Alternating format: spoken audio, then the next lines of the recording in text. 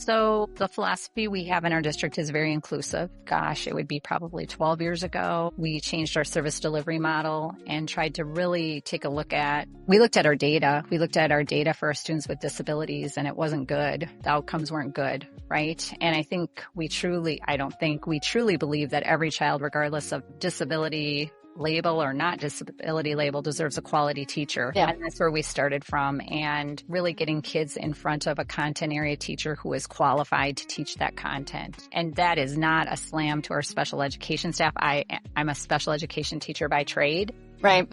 But I wasn't a middle school math teacher, and those kids who have disabilities really deserve to have that quality teacher in front of them. So that's been a huge game changer for us. Hello, everybody, and welcome to the Brighter Together podcast. My name is Janet Courtney, and I have the privilege of having two guests today.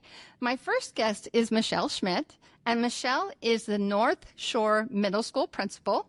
And I also have Heather Whelan, and she's the K-2 principal, and they are both at Heartland Lakeside Joint 3 School District, which is located in Heartland, Michigan. Ladies, thank you for being here. Thank you. Yeah, thank you. All right, so I'm going to start with Michelle. Michelle, tell us a little bit about you and your role and what's going on in your world. Sure. I am currently the principal of North Shore Middle School.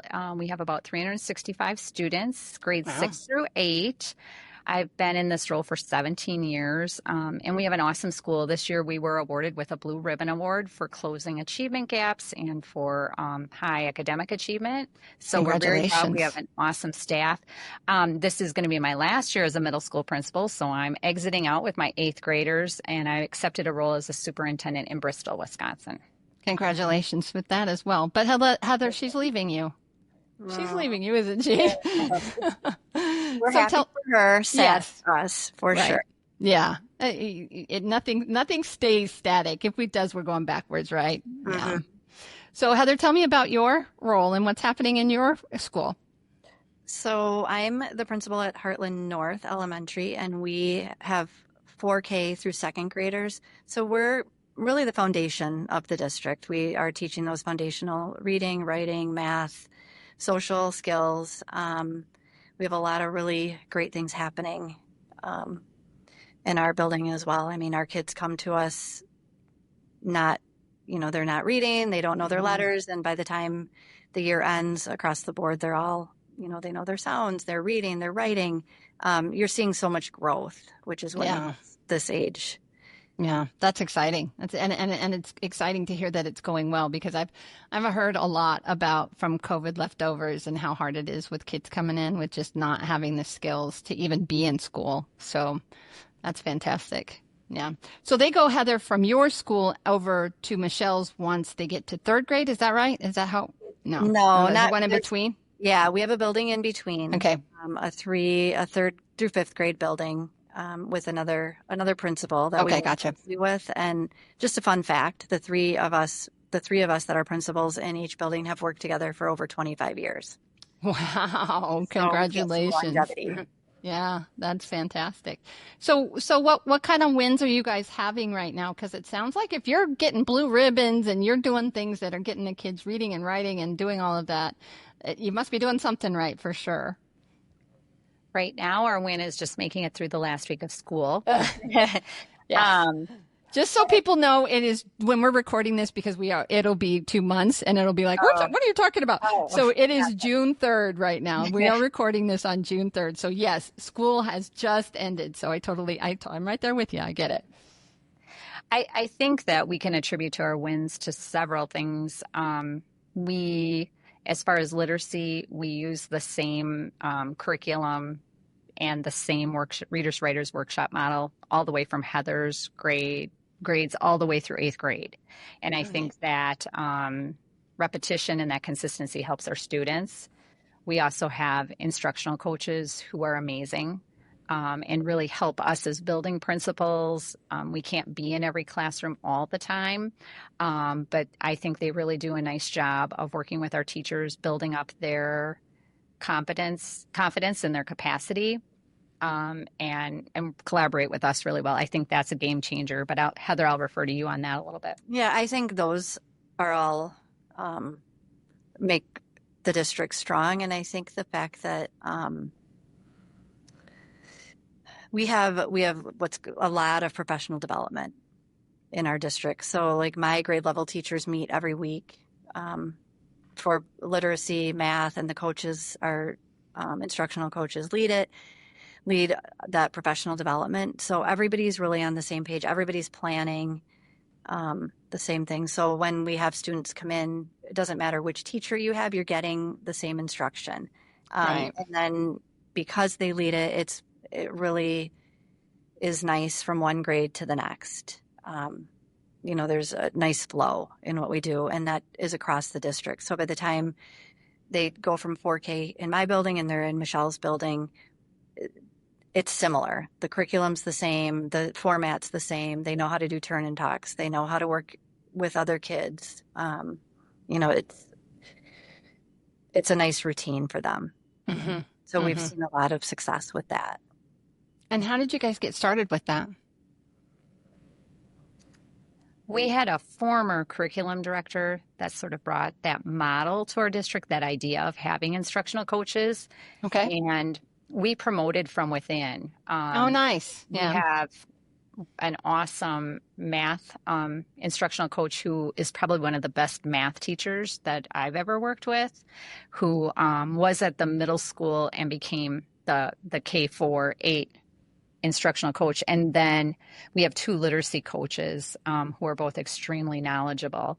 And again, I think just their attention to detail and their understanding of their particular content areas is huge. They definitely understand the developmental needs of kids as they progress. And they work really well with our teachers, just in, like I said, building up their confidence, building their instructional repertoire. I believe it's the game changer for our district. And it's all in real time. I think that's what's great about it. They're in the classrooms, they're answering questions as they come up, they're planning with teachers as it's needed. Kids don't always follow exactly. No, really? Right? They're going to. And so our coaches are there to just plan small groups and to make sure they're closing gaps and strengthening skills. And, so it's nice that we have them in the buildings. Yeah. They're so available. And at all levels, but at our level, we meet vertically. They do at Heather's building too. So when I say vertically, our 6th, 7th, and 8th grade literacy teachers meet once a week. And then our 6th, 7th, and 8th grade math teachers meet once a week. And every week they bring student work samples. So it's samples of assessments. And they share those with one another and give one another feedback. What are you seeing with students? So why are these 10 kids not grasping this particular instructional standard? What feedback do we have for the teacher? Is it that the assessment is just written poorly? Do you have a different instructional strategy that you want to suggest? So I think that's very powerful. And then we try to, we give suggestions. We ask the teachers to try those and report back. But also as a principal, try to get in the room when they're teaching with the new strategy and give them feedback. How are they applying what they're giving them? So a ton of collaboration. Doing it together. That's really great. And I'm sure for newer teachers, I bet they just soak that up. Definitely. Yeah. They're very appreciative. And our newer teachers have mentors for, veteran teachers who have been here who can help as well. But it's probably one of our strengths for newer teachers. So what would you say is something, I know you guys talked a little bit about the process.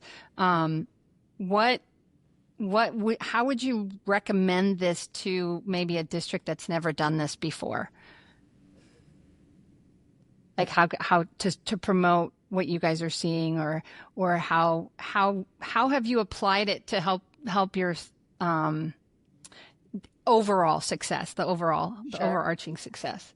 I think in our district, at least 2 of our two of our three coaches, like I said, were promoted from within. Okay. So promoting within, yeah. Yeah. So people worked with them, at the teacher classroom level, and they both had a lot of respect as classroom teachers. And they're just people that I think it takes a lot of trust. I think it takes a lot of trust. Teachers have to trust people when they're in their classrooms. And as a coach, they have to trust that the conversations they're having with their coach are going to be kept confidential because it's vulnerable. It's a vulnerable relationship. But I think it starts with that. Yeah. Yeah. What about you, Heather? What have you seen? Yeah, I mean, I think it's similar. The trust, building relationships is first and foremost what they need to do. And just the consistency, that we're meeting weekly and yeah. I'm sorry, I didn't mean to interrupt you. That's okay. No. So what about special education? Like when you talk about how does this apply? How do you apply what you're doing in like an IEP setting or in resource? How do you manage that, and how does that translate from what you're doing with the general population? So the philosophy we have in our district is very inclusive. Okay. Gosh, it would be probably 12 years ago. We changed our service delivery model and tried to really take a look at. We looked at our data. We looked at our data for our students with disabilities, and it wasn't good. The outcomes weren't good, right? And I don't think we truly believe that every child, regardless of disability label or not disability label, deserves a quality teacher. Yeah. And that's where we started from. And really getting kids in front of a content area teacher who is qualified to teach that content. And that is not a slam to our special education staff. I'm a special education teacher by trade, right? But I wasn't a middle school math teacher, and those kids who have disabilities really deserve to have that quality teacher in front of them. So that's been a huge game changer for us. That doesn't mean that we don't have students who aren't pulled out or need some type of pull-out instruction or a supplement with that, or sometimes it's actually different. But for the most part, our kids are all in a classroom together and inclusive learning model. from that teacher. Yeah. Because I think that ownership is important. I think Yeah. the ownership from the classroom teacher is so important. They are all your children, regardless. Yeah. You don't get to pick and choose who you teach, right? Yeah, for sure. That's great. Because and I understand there are some children that just need that one-on-one, and that's just the way it is. But when you talk about inclusive models, it helps the children to feel accepted, because kids that are on IEPs know that most of them know that they're different, right? That they're on an IEP. I'm a speech therapist, so in 30 years of doing this, it's one of those. So I love the inclusive model because it just, you talk about that picture of the kids on the fence. Let's remove the fence, right? Let's take the fence out of the way. So yeah. How about you, Heather? What are your thoughts about how that works at your level with the K4 to second grade? Well, I mean, and at our level, obviously it's where a lot of the time it's where they're identified. Yeah. So they come in and you don't always know there's a struggle. We're working with parents.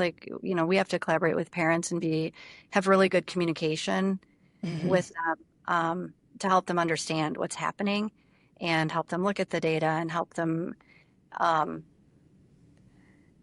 sometimes accept what's happening. And that's not always easy. So, but we have a fantastic team of people who they communicate really well. So at our level, we're doing the interventions, we're putting things in place. They are identified. And if they qualify, obviously have an IEP, and we're putting goals in place. And really, it's a lot of visuals because we're still working on language. Our kids are 4, 5, 6, and 7.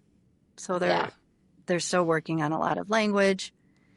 So we're using a lot of visuals with them. We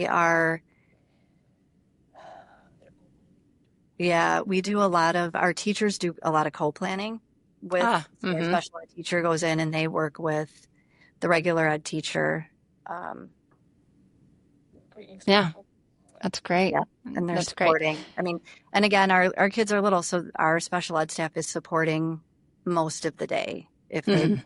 identified Yeah, it's with a different needs. animal in elementary school than it is in middle school for sure. Yeah, and Yeah. how you address it and how you focus on it. So, Yeah. and that's You're good. working on, and sometimes when things are hard, then you're also working on managing those emotions.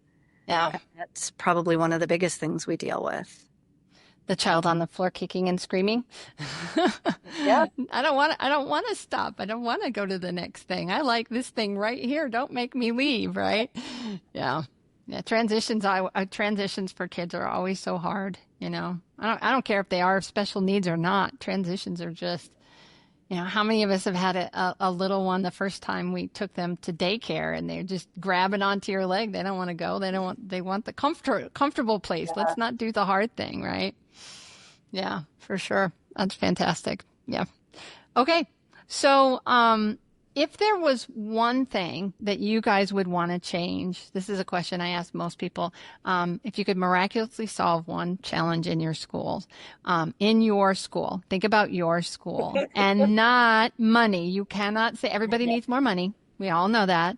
But if there was one thing that you could miraculously solve in your school, a challenge, what would you want to solve?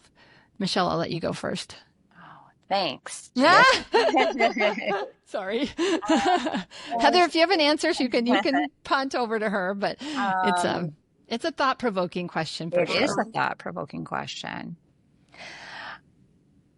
I think I can't use money, huh? No, no, because it's everybody knows that. So if Right. it's miraculous, we don't need the money, right? We're just gonna Right. fix it. This is our thing, and Right. this is the thing that matters to me the most. That we're gonna fix it, and you know, it can be a Right. I, million I different think things, right?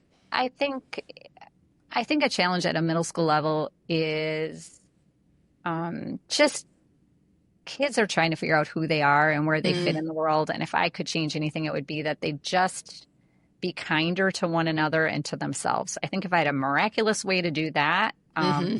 that's what I would do. They're Yeah. great, but it's a tough age. It is definitely, yeah. One minute they're thinking like an elementary school student, and then the next minute they want to be a high school student, and one minute they want their blankie, and the next minute I'm not ever going to need that again. Yeah, it's a tough Exactly. age. It's definitely a tough age, but yeah, yeah. So good answer. It's a very good answer. How about you, Heather? Oh, it's a hard one, but I think when our kiddos come in, they're coming in with a lot of Mm, baggage. baggage. Mm-hmm. Um, and I think if we could figure out, maybe it's resources that just to connect with, more resources and have the time to do that. And, we have, again, a really great team of people who come with a lot of different knowledge that they bring to the table, but just being able to sort through some of that and make sure everybody's kind of starting on a level playing field when they get. Yeah. It's really hard to learn when you're hungry or you're scared or you're worried about something that's going on at home and not knowing, you know, getting past all of that is critical to be able to learn, right? Uh-huh. So, yeah. Yes. One of the things that that I used to pray for, see, I told you this would come up. I do this all the time. When COVID happened, is, you know, all of these kids and all of the schools shut down.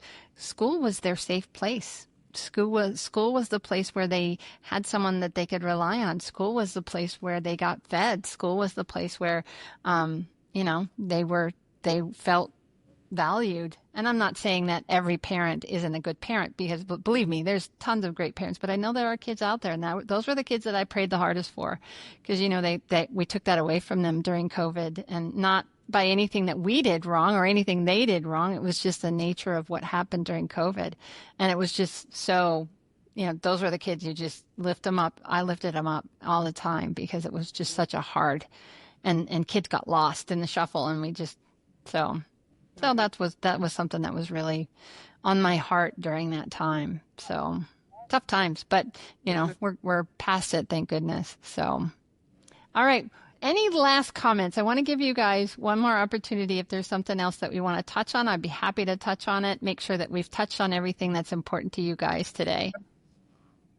I think, to your point, as I realize that when this airs, it will not be summer, but you start to see behaviors ramping up towards the end of the year. And a lot of times it is because even though kids are excited about summer, we do have students who have a lot of uncertainty about summer and what summer brings for them. They don't have that same structure. I think another huge credit to our teachers and to our staff at Heartland Lakeside is, academics aside, everybody loves their kids.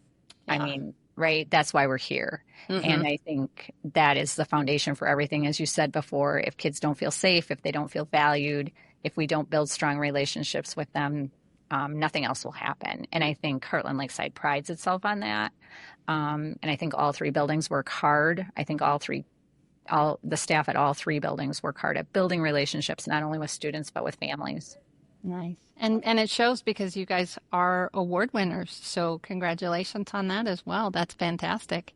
Thank you. Okay. So if people want to know more about Heartland Lakeside, where should they go? How do they find you guys? Sure. We have obviously a website under heartlake.org, and it's pretty user friendly, and you can kind of click on different things in there and learn about each of the buildings. I think all of the principals have a bio. We have, the staff is all listed in there, and then a lot of the things that we offer in our district. We have so many things that we offer, from summer school, which will be starting up as soon as the year is over, and then during the year, a lot of extracurricular things that we have after school. And I mean, you can add to it, Michelle, but I know that, you can find just about anything on that site.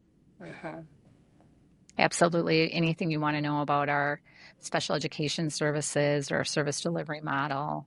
I know we're working on building our curriculum page out a little bit more. Okay. Yeah. Awesome. Well, Heather, Michelle, it's been lovely to speak with you both. Thank you for coming on.